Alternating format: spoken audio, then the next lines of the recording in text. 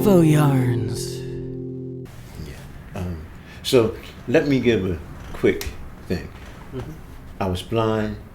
I went blind when I was 39 years old. So I went blind when I was 38. I went blind when I was 39. I lived on the streets of Philadelphia because I didn't want to live. I told God that somebody can kill me. But I believed in my faith. You don't kill yourself, because then that's not appreciating the fact that you had life and you won't get to heaven. So I grew up with that.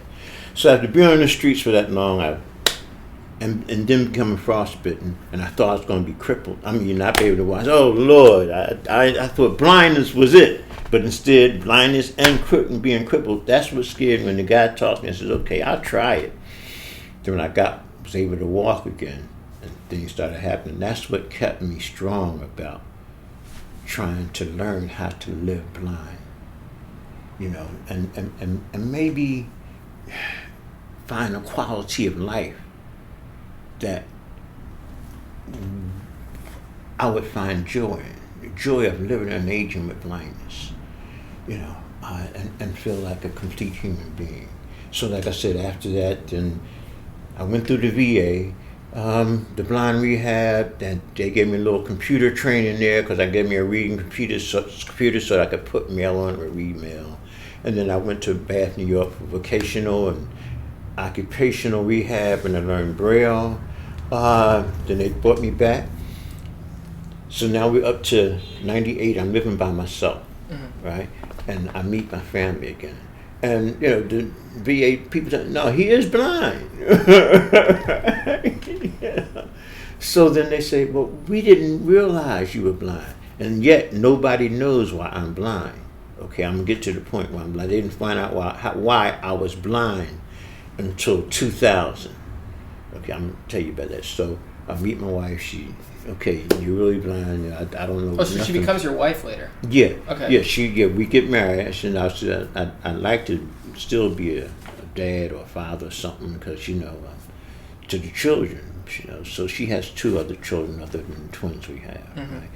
So as she gets to learn about me, and I start going to college, community college and everything, you know, and she goes to the VA with me, and she says, okay, you know, you're pretty close to the guy I knew before you started talking about you were blind.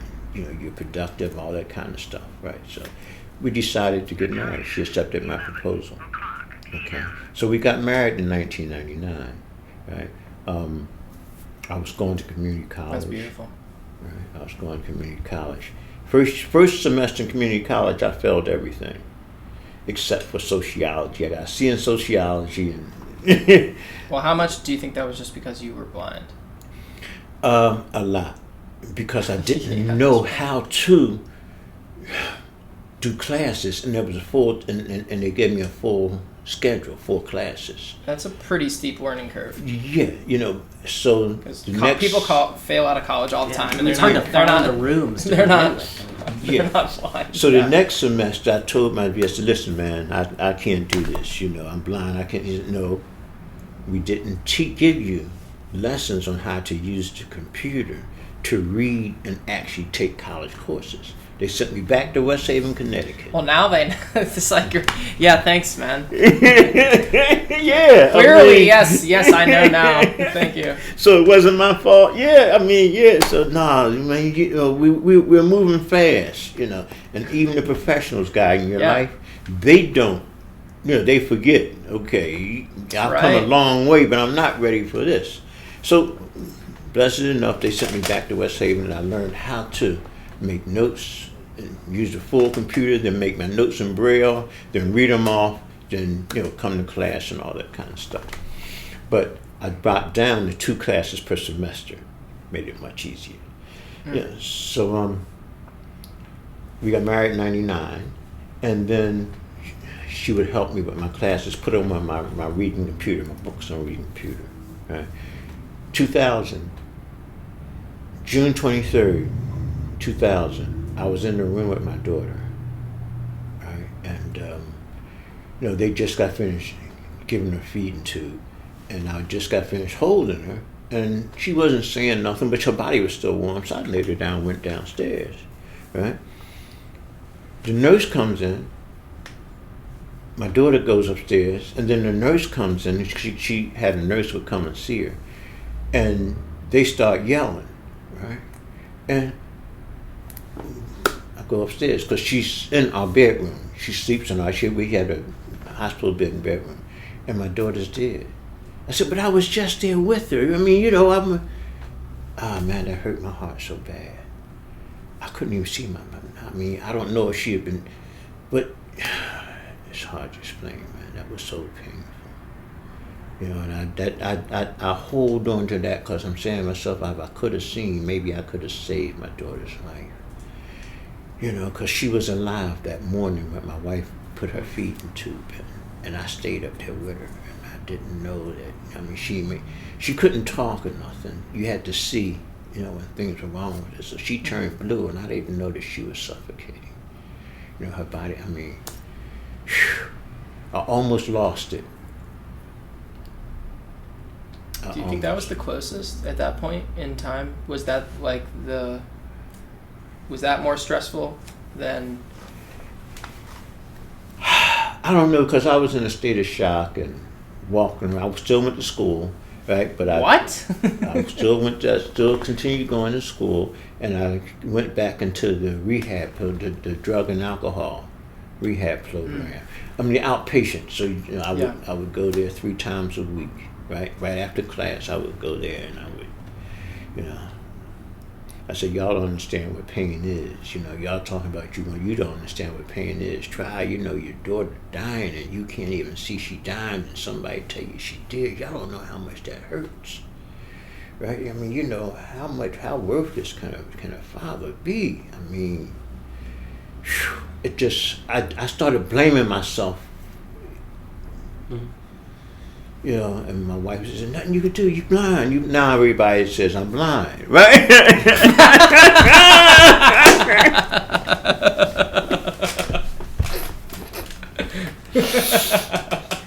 Life is cool. Life is funny too. I mean, it is. I mean, that's wow. what makes it so cruel. I know. Now y'all tell me I'm blind. I've been telling. Yeah. Okay, so now she dies. It does something to my wife and I, right? But we still managed to, you know, grow and everything.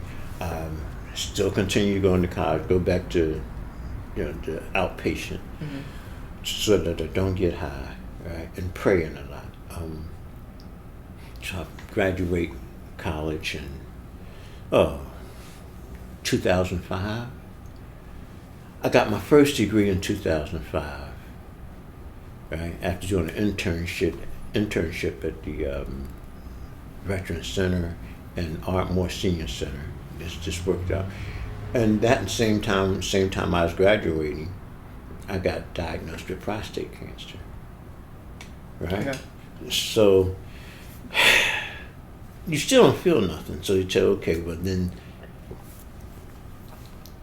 I agreed to have the surgery because my wife said, listen, if you don't have it, you're going to die. We just got you back in our life and all like that, right? Mm-hmm. And I went to a couple of prostate cancer survivor meetings, and I didn't like what I heard from them guys that had the surgery. They talk about, well, we can't get an erection, you know, you get hot flashes, all that kind of stuff. I said, I don't like what these guys are saying, you know. But the doctors kept saying, well, you know, so I went ahead and had it. And everything I heard them guys saying, you know, it just happened since they said, well, your nerves are down there. And so now, the only real joy I have left, 2 things, sex and eating. Right?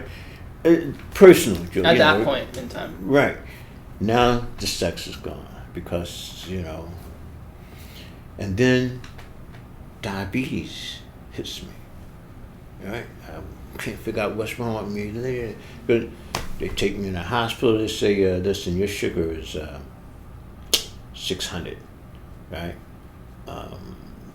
Sorry, I don't know what should normal is 70 to 120. That's your sugar reading, 70 to 120. Okay. Right?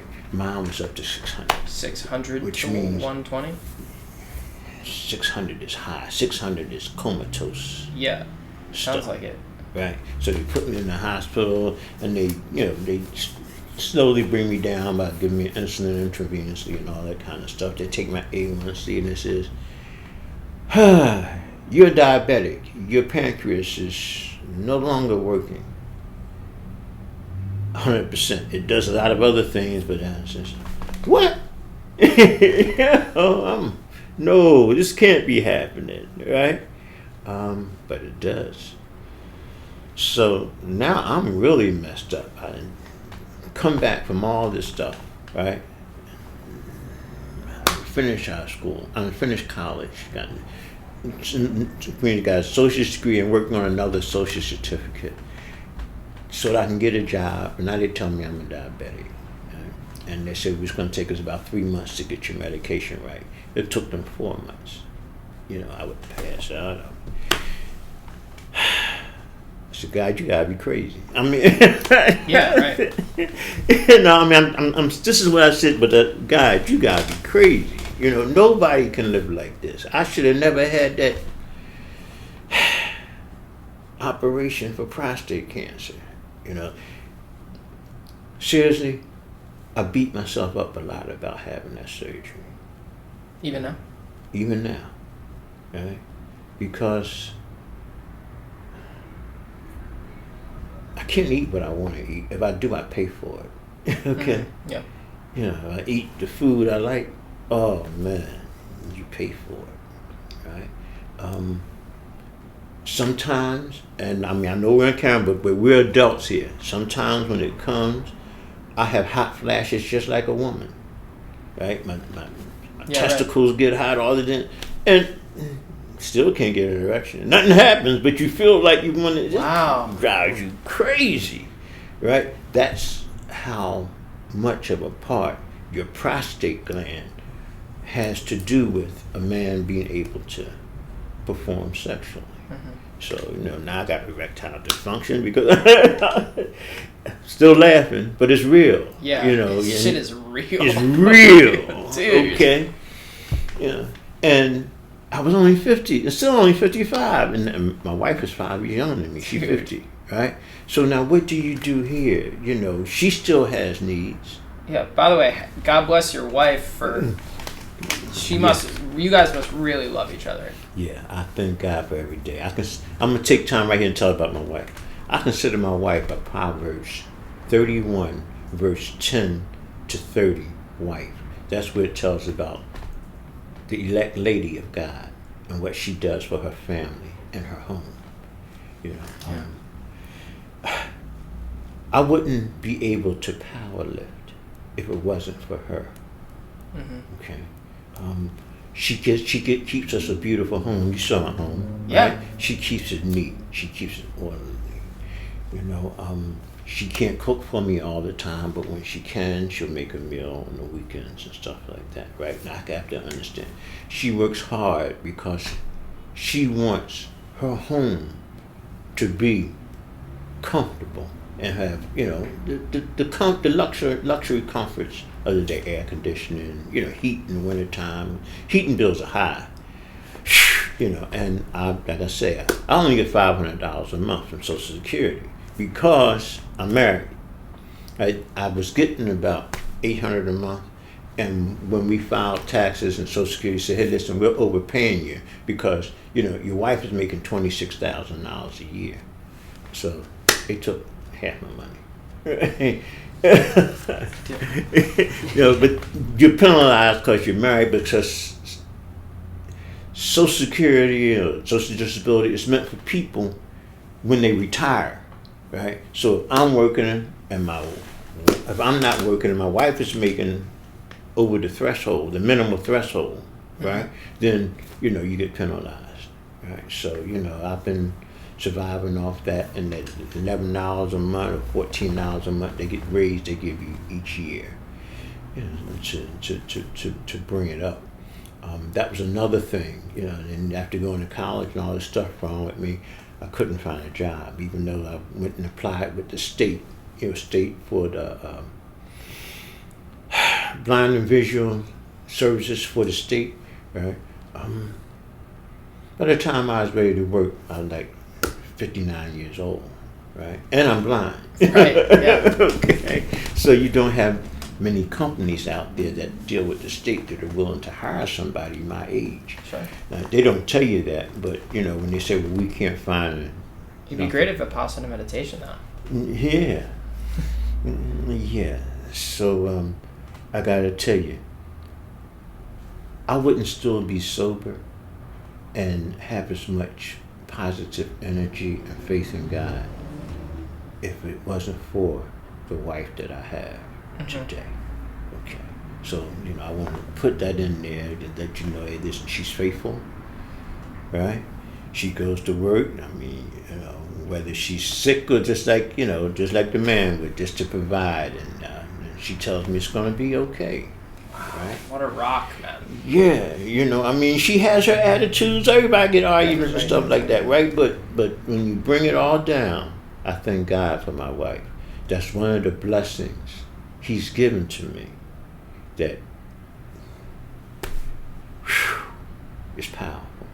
Yeah, man. And truly keeps me going. I'm doing all this as a powerlifter and stuff, So now recently you've become, you start powerlifting. Yeah. But you started powerlifting in the last 10 years. Yeah. In 2009, I said 2005, prostate cancer, 2006, diabetes, and then I spent the next 2 years trying to deal with the sugar stuff and how it would make me feel and dealing with depression. So at that time I went to see a psychiatrist. One of the reasons I said I need help. So they gave me a psychiatrist and a psychologist for me to talk over my issues, because feelings of depression and worthlessness was getting to me, even though I'm saying to myself, I'm going to fill my family one more time, because what can I do? I done let my daughter die. I got all this wrong with me. I thought I could get a job if I got an education, like people tell you. But you still can't. So what happened was, United States Association of Blind Athletes, that's based in the Olympic Training Center in Colorado Springs, they bring blind veterans who want to come there every year to show them the different sports activities that blind people are involved in, to help you, find a joy of living, or just to have a hobby or something like that. That's a change in lifestyle or a new social group. So we went there for 8 days. I was crazy enough to go whitewater rafting.